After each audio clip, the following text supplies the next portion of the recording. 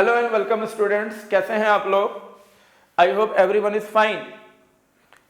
Most of student exam देकर आए होंगे और काफ़ी लोग अभी एग्जाम सेकंड शिफ्ट में देने जा रहे होंगे, जिनके लिए ये जो सोल्यूशन है बेटा मुझे लगता है काफ़ी हेल्पफुल भी होगा। सबसे पहले हम बात करेंगे क्वेश्चन नंबर 1 की, जो कि पेपर में आज फर्स्ट शिफ्ट में आया है। Which does not show variable oxidation state. आप सभी जानते हैं कि हमारे पास जो दिए गए 4 ऑप्शंस हैं, उसमें ऑप्शन 1 को छोड़कर बाकी सभी के पास वैकेंट डी ऑर्बिटल्स हैं। इन चारों एलिमेंट में बेटा एक चीज तो कॉमन है, जो कि आप सभी जानते हैं कि ये सभी के सभी पी ब्लॉक एलिमेंट्स हैं। ये सभी के सभी पी ब्लॉक है। दूसरी बात, अगर हम फ्लोरीन को हटा दें तो आप सभी जानते हैं क्लोरीन, ब्रोमीन एंड आयोडीन, इन सभी में वैकेंट डी ऑर्बिटल की मौजूदगी भी है। इन वैकेंट डी ऑर्बिटल की मौजूदगी की वजह से ये एलिमेंट अपने ऑक्टेट को इजीली एक्सपेंड करते हैं, और जब ये अपने ऑक्टेट को एक्सपेंड करेंगे तो ऑब्वियस सी बात है ये इनकी जो इलेक्ट्रॉन लूजिंग एबिलिटी होगी या कंट्रीब्यूट करने की एबिलिटी होगी वो इंक्रीज करेगी, क्योंकि इलेक्ट्रॉन लोअर एनर्जी ऑर्बिटल से हायर एनर्जी ऑर्बिटल में एंटर कर जाता है।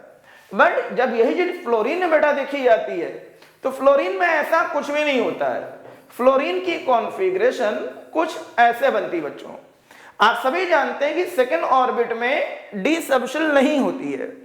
अब जब डी सबशेल नहीं होगी तो ऑब्वियस ही बात है वो एलिमेंट ऑक्टेट एक्सपेंड कर ही नहीं पाएगा, और जब वो एलिमेंट ऑक्टेट एक्सपेंड नहीं कर पाएगा तो वो वेरिएबल ऑक्सीडेशन नंबर भी शो नहीं करेगा बच्चों। इस कॉन्सेप्ट से अगर देखा जाए तो करेक्ट ऑप्शन इज फ्लोरीन।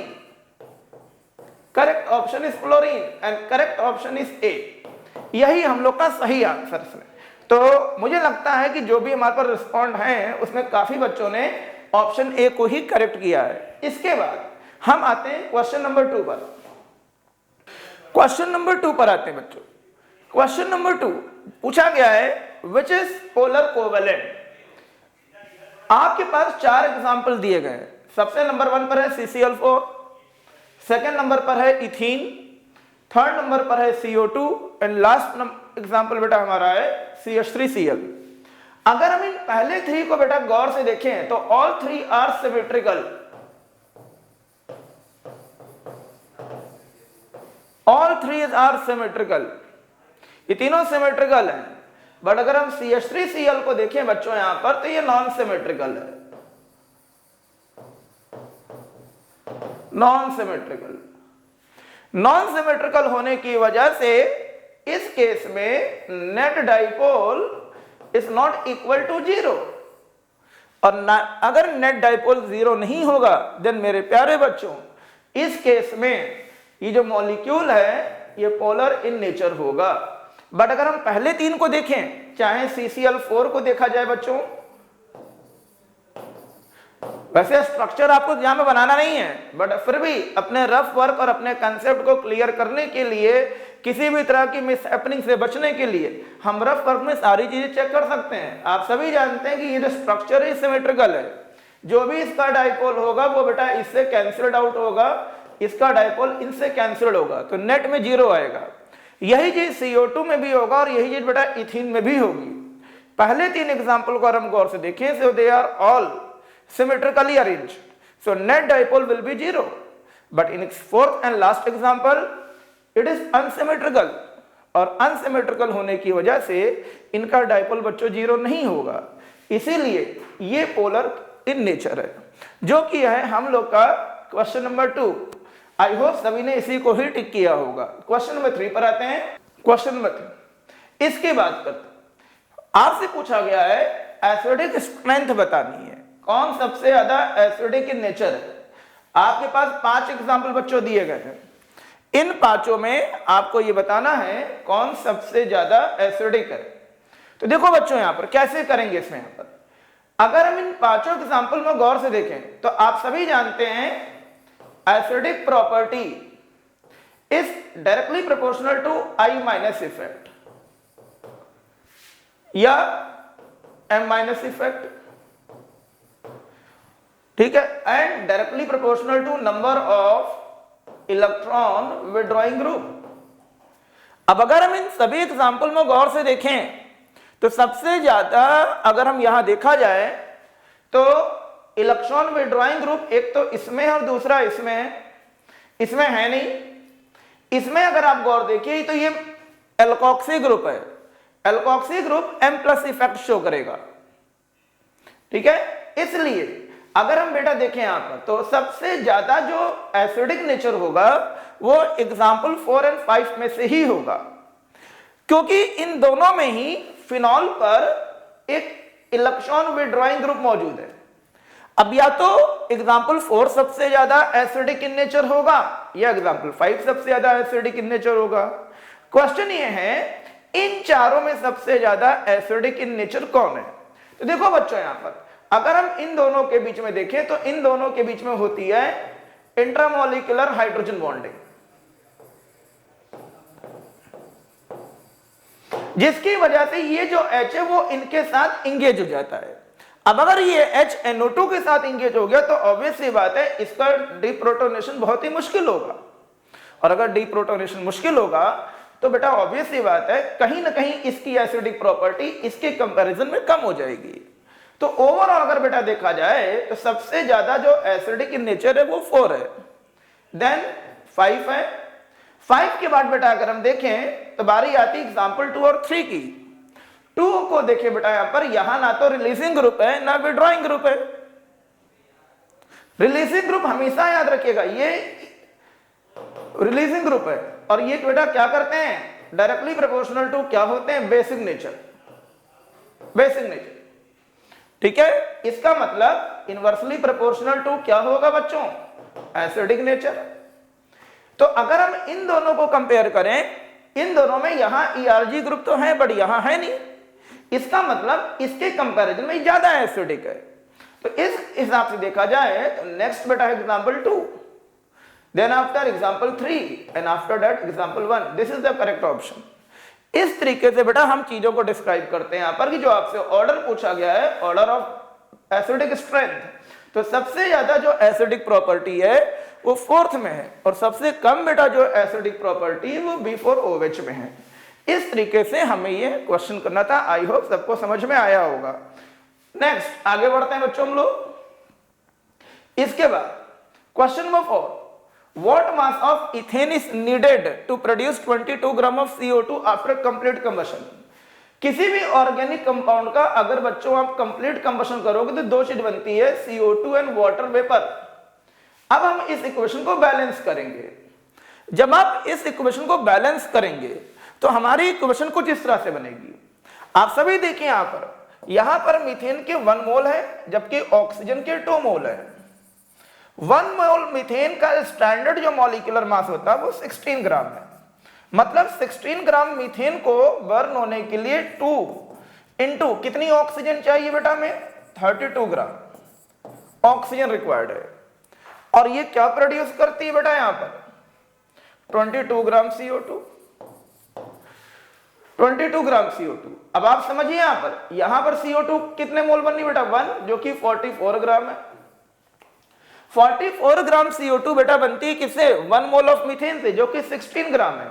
तो अगर हम पूछा गया है 22 ग्राम CO2 कितने मोल मीथेन से बनेगी तो answer will be 8। Your answer will be 8। Equation सामने है बच्चा। यहां पर पहला काम आप इसके लिए बैलेंस इक्वेशन लिख लीजिए। देन आप देखोगे यहां पर 1 मोल मीथेन से 1 मोल CO2 बनती है जो कि 44 ग्राम होती है। मतलब 44 ग्राम CO2 हमारी क्या बनती है 16 ग्राम ऑफ मीथेन से बनती है। तो इधर अगर हम आधा करेंगे तो उधर भी तो आधा होगा। इसका मतलब हमें चाहिए होगी 8 ग्राम मीथेन और this is the correct answer. I hope इतना समझ में आया होगा आप सभी को। नेक्स्ट प्रश्न क्या है तो कैसे करेंगे देखिए यहां पर सबसे पहली चीज हम लोग आते हैं यहां पर बच्चों। सबसे पहले कैसे पता करेंगे आप सभी जानते हैं हीलियम एटॉमिक नंबर 2 होता है। Helium, neon, argon, krypton, xenon, this and radon, ये होते हैं ग्रुप 16 के बेटा सारे एलिमेंट। कैसे करेंगे हीलियम का एटॉमिक नंबर 2 है, इसमें 8 ऐड किया 10, इसमें 8 ऐड किया हमने 18, इसमें 18 ऐड किया, ये बेटा होगा 36 और इसमें 18 बेटा ऐड किया, ये हो गया 54। मतलब एक चीज तो क्लियर है, आप एक चीज नोटिस करिए, ये जो एलिमेंट आपको दिया गया है इसके बारे में दो चीज तो क्लियर होनी चाहिए। ये जो एलिमेंट है पीरियड 6 को बिलोंग करेगा, सेकेंड आफ्टर जीनन बिलोंग है। तो आफ्टर जीनन कॉन्फ़िगरेशन क्या होगी, ये जीनन हो गया हमारे पास। नेक्स्ट अगर जीनन को देखें तो इसका एटॉमिक नंबर 54 है और हमें एटॉमिक नंबर 60 दिया हुआ है। 54 के बाद ये एलिमेंट आएगा पीरियड 6 में। किस में आएगा, पीरियड 6 में। तो आप भी जानते हैं पीरियड 6 में पहला जो ग्रुप होता है वो ग्रुप 1 होता है एंड देन ग्रुप 2 हो गया। मतलब ये होगा कि बचे हुए 6 इलेक्ट्रॉन जो बेटा बचे हैं इसमें से 2 तो गए किसमें, nth ऑर्बिट के s सबशेल में। अब बचे कितने बेटा हमारे पास 4, वो 4 कहां जाएंगे। अगर आप इस एलिमेंट को गौर से देखिए, यहां पर इसकी कॉन्फ़िगरेशन क्या होगी, या तो 5d1 होगी 4f3 होगी, 5d0 4f4 और 5d1 4f3।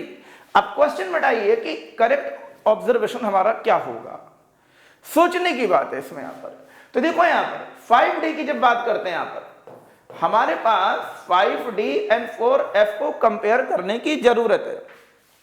अगर हम इसमें बेटा गौर से देखें यहां पर तो 5d एंड 4f दोनों में n+l तो सेम होगा, n+l तो दोनों का बेटा सेम है।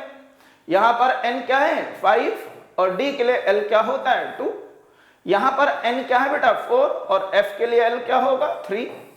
ये भी 7 आता है और ये भी 7 आता है। और आप सभी जानते हैं, क्या जानते हैं कि अगर किसी भी दो सबशेल के लिए n+l की वैल्यू सेम होगी तो इलेक्ट्रॉन लोअर एनर्जी सबशेल में पहले, लोअर एनर्जी शेल में पहले जाएगा। इसका मतलब बेटा ये हो गया कि बाकी के बचे हुए इलेक्ट्रॉन डी में ना जाकर किस में जाएंगे 4f4 में जाएंगे, जो किसकी कॉन्फ़िगरेशन है। मतलब जो करेक्ट ऑब्जर्वेशन है बच्चों वो आपका ऑप्शन बी है, 6s2 5d0 and 4f4 is the correct answer. I hope सबको समझ में आया होगा। फिर से रिपीट कर रहा हूं, तरीका क्या है, पहले तो आपको पता करना होगा कि किस पीरियड को बिलोंग कर रहा है। तो ऑप्शन में तो तीनों में ही दिख रहा है पीरियड 6 को ही बिलोंग कर रहा है, बट पीरियड 6 के बाद आगे क्या। तो सबसे पहली चीज जीनन का एटॉमिक नंबर क्या है, वो बेटा है 54। देखिए सब चीजें याद नहीं की जाती, इसका एक तरीका होता है। तरीका क्या है, आपको बोर्स इलेक्ट्रॉनिक कॉन्फ़िगरेशन जो कि क्लास 9-10 में आपको पढ़ाया जाता है 2 8 8 18 18 32 एंड 32, इसको पता होना बहुत जरूरी है। हीलियम का एटॉमिक नंबर 2 था, इसमें 8 ऐड किया हमने, नियॉन हो गया, नियॉन में 8 ऐड किया, आर्गन हो गया, आर्गन में 18 ऐड किया, क्रिप्टन हो गया, क्रिप्टन में 18 ऐड किया, जीनन हो गया। मतलब जीनन का एटॉमिक नंबर 54 है। अब टोटल जो एटॉमिक नंबर आपको दिया गया वो 60 दिया गया, मतलब 6 इलेक्ट्रॉन ज्यादा है, वो कहां जाएंगे। तो इसका मतलब ये चीज क्लियर है, ये जो एलिमेंट है ये पीरियड 6 में जाएगा और पीरियड 6 में पहले 2 जो कॉलम होते हैं बेटा वो s ब्लॉक को बिलोंग करते हैं। मतलब बचे हुए 6 में से 2 इलेक्ट्रॉन s में गए।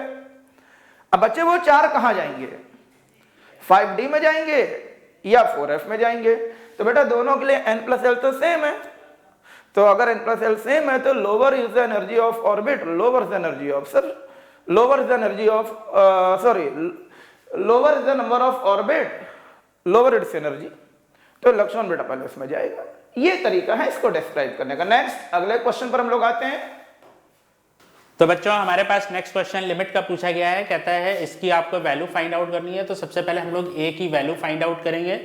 अगर हम लोग इसको रैशनलाइज करेंगे तो a की वैल्यू हमारी आ जाएगी लिमिट x टेंड्स टू 0। इसके कॉन्जुगेट से अगर हम मल्टीप्लिकेशन करेंगे तो ये हमारा आ जाएगा √1 + x⁴ -2 और x⁴ डिनोमिनेटर में आपका आ जाएगा √1 + x⁴ +√2। ये हम लोगों ने इसके कॉन्जुगेट से मल्टीप्लिकेशन कर दिया।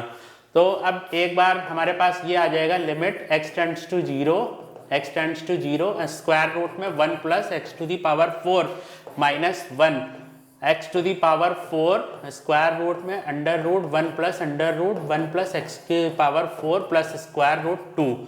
अगेन हम इसके कॉन्जुगेट से मल्टीप्लिकेशन करेंगे तो ये हमारे पास क्या आ जाएगा, ये आपका जो स्क्वायर रूट का साइन है ये आपका हट जाएगा यहाँ से। तो ये आपका आ जाएगा 1 + x⁴ और डिनोमिनेटर में आपका आ जाएगा √1 + 1 plus x to the power 4 plus 1। ये हमारा, अब ये 1 और 1 कैंसिल हो जाएगा, ये कैंसिल हो जाएगा, 1 आ जाएगा। तो this is equal to limit x tends to 0 1 upon x is equal to 0। तो ये आपका आ जाएगा 1 अपॉन 2। यहाँ पर आपका आ जाएगा 1 प्लस 1, तो 2 अंडर रूट 2 इंटू इधर आपका आ जाएगा 1 अपॉन 2। तो this is equal to 1 upon 4 under root 2। ये हमारी a की वैल्यू आ गई। अब हम लोग इसी तरह से b की वैल्यू फाइंड आउट करेंगे। तो b के लिए भी हम क्या करेंगे, यहाँ पर लिमिट x टेंड्स टू 0 और इसके कॉन्जुगेट से मल्टीप्लिकेशन करेंगे तो ये आ जाएगा आपका sine square x upon under root, sorry यहाँ पर आपका आ जाएगा 2। अगर हम रैशनलाइज कर देते हैं डायरेक्ट इसको, तो इसको अगर हम लोग रैशनलाइज करेंगे तो ये हमारे पास आ जाएगा 2 माइनस 1 प्लस कॉस x, और आपका इधर आ जाएगा न्यूमरेटर में, इधर आ जाएगा स्क्वायर रूट 2, क्योंकि ये इसका कॉन्जुगेट है तो square root 1 plus cos x आ जाएगा। ओके बच्चों, तो ये अब हमारे पास बन गया क्या इसको जब आप सॉल्व करेंगे तो इसकी जो वैल्यू आ जाएगी 1 माइनस कॉस x आ जाएगा। अब देखिए हम लोग क्या करेंगे, यहाँ पर एक्स स्क्वायर से मल्टीप्लिकेशन कर देंगे, यहाँ पर एक्स स्क्वायर से मल्टीप्लिकेशन करेंगे तो इसकी लिमिट आपकी क्या हो जाएगी, 1 आ जाएगी, और ये आपका cos 0 की वैल्यू 1 हो जाएगा। तो ये जो चीज़ है ये क्या बन जाएगा आपका 2 अंडर रूट 2 बन जाएगा, और इसकी जो वैल्यू है इसका हमारे पास रिजल्ट होता है 1 minus cos x upon 1 upon x square, this is equal to 1 upon 2। तो this is equal to 4 under root 2 आ गया आपका। अब हमें a b q की वैल्यू फाइंड आउट करनी है। तो a की वैल्यू हमारे पास कितनी आई है 1 अपॉन 4 अंडर रूट 2, और b की वैल्यू हमारे पास कितनी आई है 4 अंडर रूट 2 का होल क्यूब, मतलब 64 into 2 under root 2 under root 2। तो ये आपका आ जाएगा 16 आ जाएगा, ये अंडर रूट 2 कैंसिल हो जाएगा, तो ए बी क्यू की जो हमारी वैल्यू आएगी वो 32 आएगी। ओके बच्चों,